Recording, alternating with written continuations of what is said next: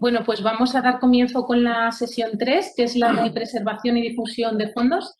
Y la primera presentación la va a realizar Álvaro Ruiz Cuevas, que es graduado en Historia por la Universidad de Málaga y tiene un máster en Historia Contemporánea de la Universidad Complutense. Ha cursado un segundo máster en Gestión de la Documentación, Bibliotecas y Archivos, que le ha llevado a desarrollar su actividad profesional como archivero en Madrid, en los archivos del Instituto de México en España, en la Fundación Norman Foster, Instituto Cervantes y Museo Reina Sofía, y también en Francia, en los archivos diplomáticos Mer de Sebran y Saint-Denis Habitat. Paralelamente, ha investigado la historia de Madrid en el siglo XIX y principios del siglo XX y la aplicación de las tecnologías de la información a las fuentes históricas. Su presentación lleva por título Cartografía viva, SIG del Plano Parcelario de Madrid del Instituto Geográfico y Estadístico, realizado entre 1863 y 1900.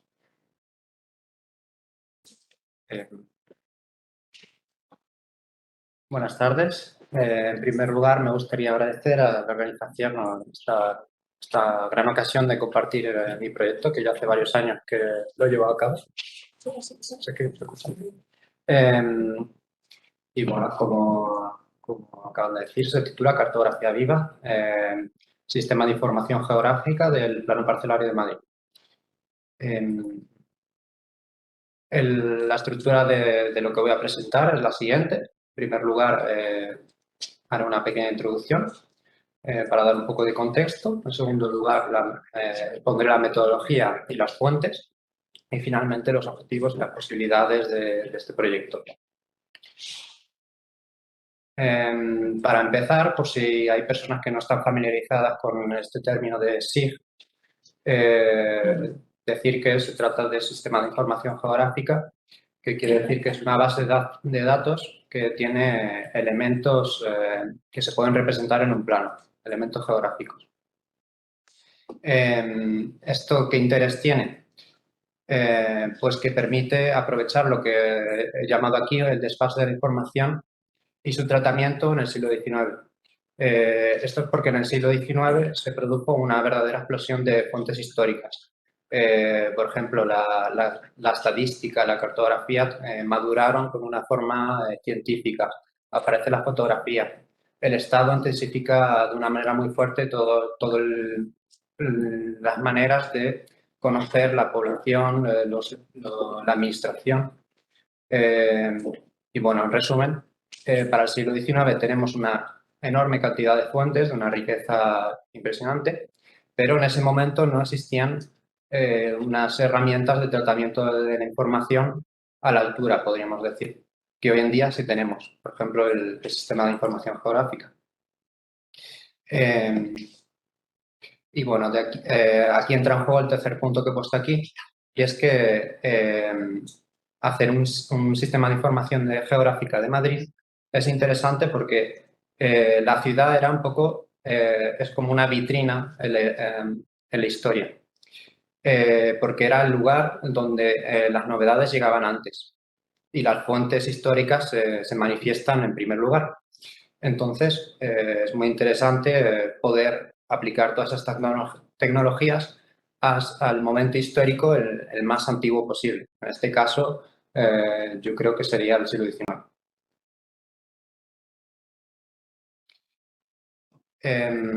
Bueno, en primer lugar, habría que empezar por exponer las fuentes. La fuente principal de este proyecto es el plano parcelario de Ibáñez de Iber, y sus características son muy importantes porque han marcado de una manera decisiva cómo se ha realizado el trabajo posterior. Así que voy a empezar con la descripción de este parcelario.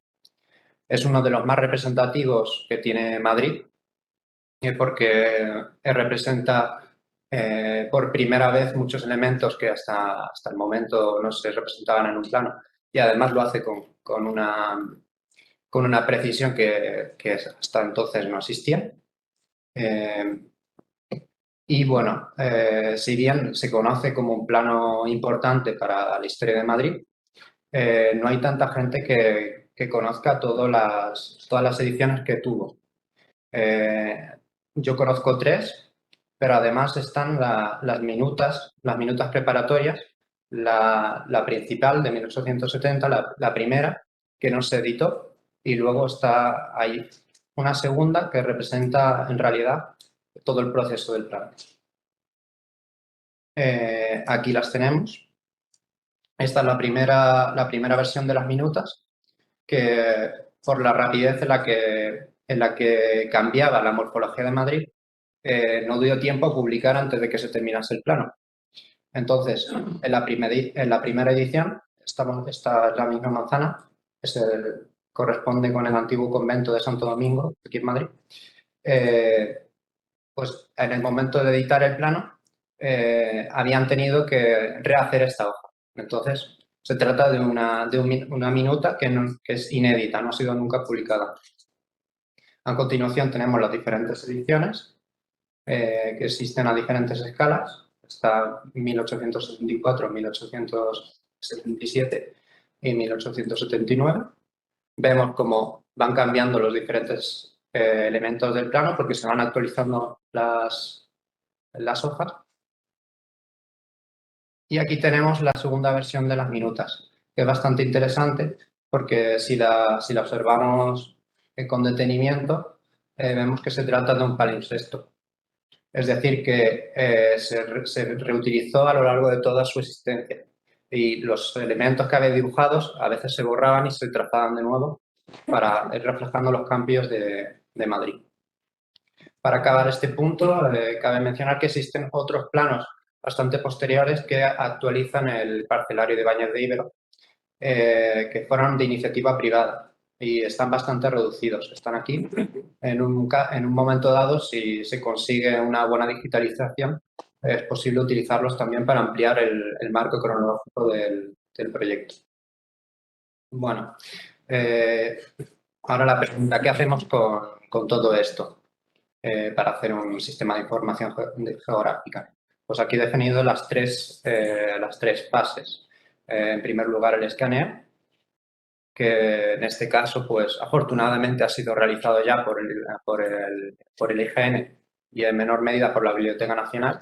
Hay que dar las gracias porque es una información geográfica verdaderamente preciosa que está disponible en acceso público y ha hecho posible que se realice este proyecto.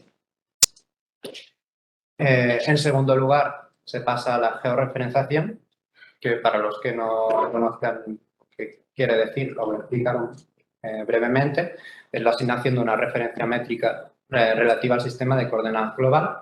Esto se hace de la siguiente manera. Hay que utilizar un plano que ya esté georreferenciado. En este caso, yo he utilizado el catastro actual. Sobre el catastro actual he buscado las permanencias, es decir, los puntos del mapa que estamos seguros de que no han variado en la horquilla cronológica entre 1870 y la actualidad. Y a partir de ahí podemos buscar lo que se conocen como los puntos de control y que van a permitir que el plano antiguo esté georreferenciado y se puedan solapar y a continuación se pueda vectorizar. Esto es el producto de la vectorización del convento de Santo Domingo y aquí vemos la secuencia que hemos visto antes con las diferentes ediciones. Sin embargo, un sistema de información geográfica no es simplemente una digitalización, no es simplemente un dibujo digital del plano. Detrás de esto hay toda una serie de bases de datos que se organizan en capas y que tienen atributos. Esto le da su interés. Cada capa tiene su información que la define. Y aquí voy a presentar las capas que yo he utilizado. En primer lugar, las manzanas, con el número antiguo de manzana, es el sistema antiguo de direcciones de Madrid. Las parcelas, los interiores, con el número de pisos del edificio y el uso de la superficie. En las vías de comunicación. las superficies, que es un poco más, a veces es decorativo, arquitectónico, pero a veces hay información interesante. Las líneas, sobre todo para muros, aceras, etc.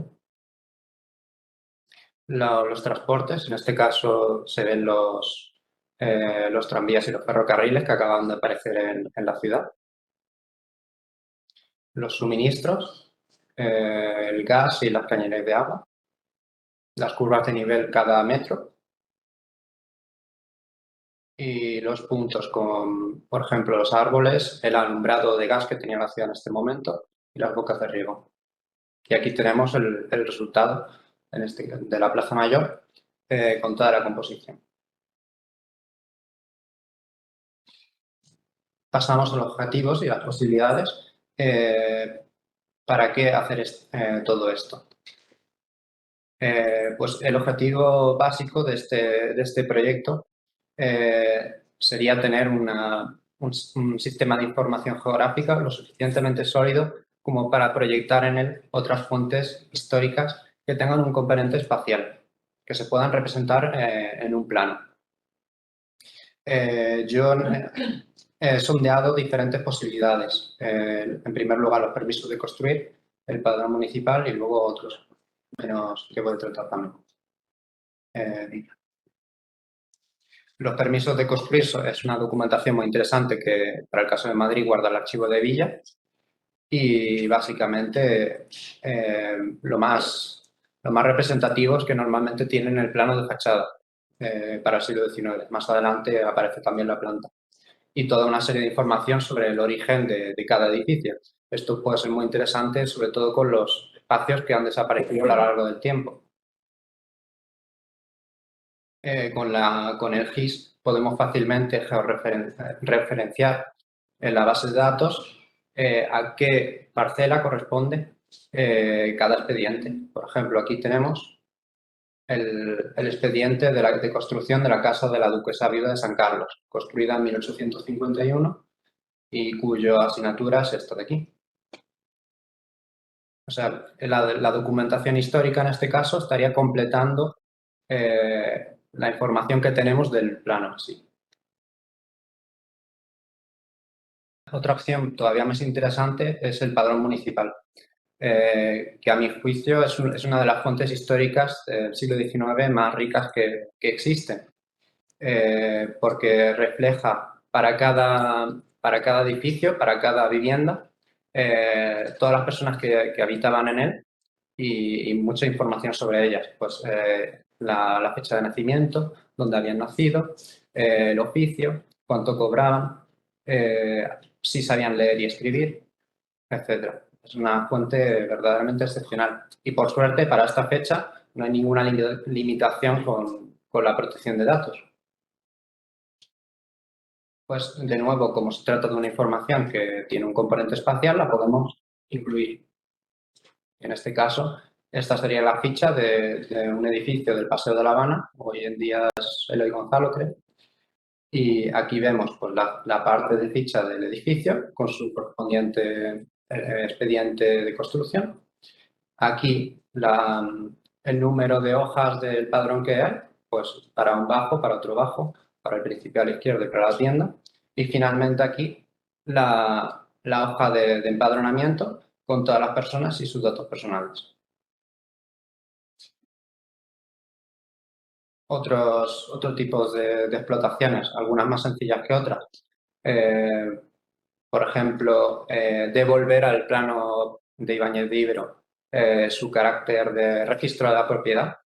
Existen los registros de la propiedad de esta época y por desgracia, como se interrumpieron las operaciones catastrales en 1870, no se llegó a plasmar esta información en el plano. Pues es otra cosa que se podría hacer. Aquí en la imagen, por ejemplo, he puesto una imagen que extraje el otro día es un mapa de calor del alumbrado público de gas en Madrid en 1877. O sea, puede dar mapas que pueden servir desde un punto de vista didáctico o para el conocimiento de la historia, de toda clase de aspectos concretos.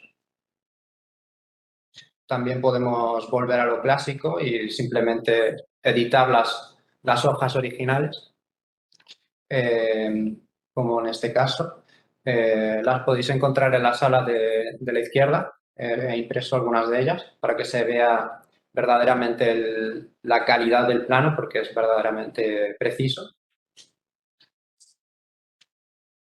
También podemos pasar a operaciones más modernas y hacer una reconstrucción virtual de los edificios y de los barrios que aparecen en el plano, como hice hace varios años para el barrio de Salamanca, que en este momento empezaba a ser construido.